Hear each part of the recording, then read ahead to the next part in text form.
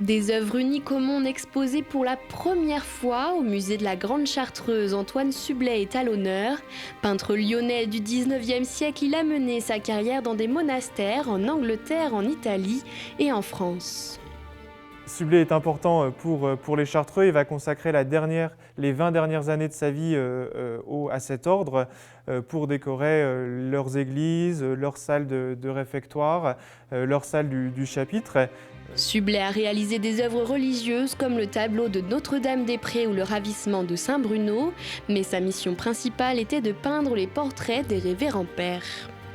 Roch-Marie Boussinet, dont on a les portraits au fond ici, il va appeler Sublet en 1877 pour réaliser son portrait et les portraits de ses prédécesseurs. Et les successeurs de Don Roch-Marie Boussinet vont également choisir Sublet pour réaliser leur portrait qui sera mis dans cette salle du chapitre général.